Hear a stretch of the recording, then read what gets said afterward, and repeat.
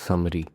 The fourth component of NVC addresses the question of what we would like to request of each other to enrich each of our lives.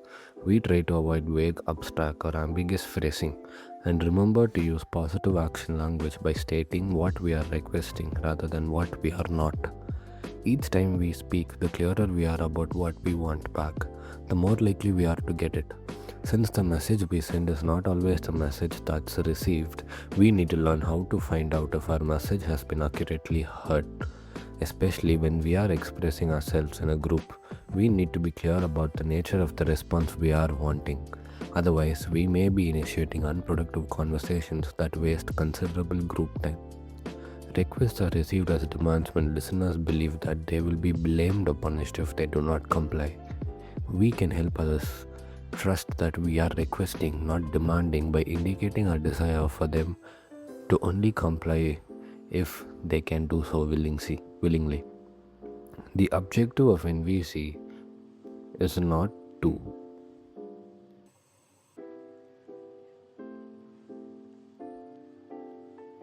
change people and their behavior in order to get our way.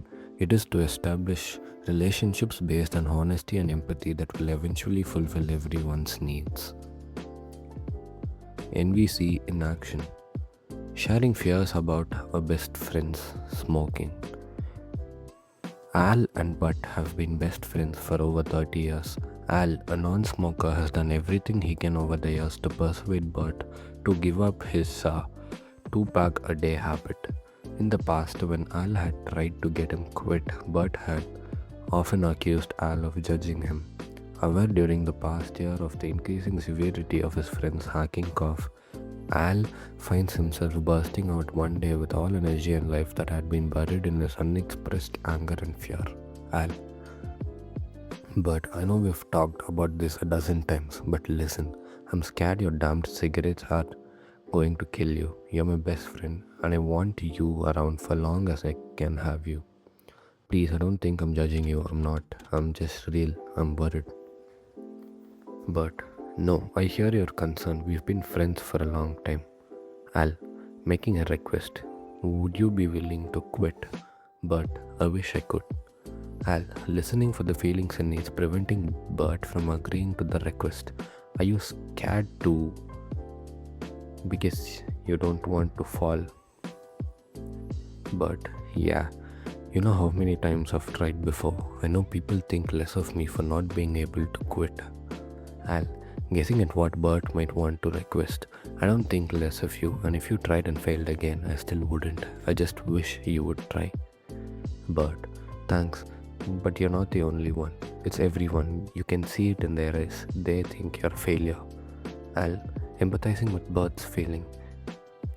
Is it kind of overwhelming to worry about what others might think when just quitting is hard enough? But I really hate the idea that I might be addicted and that I have something that I just can't control.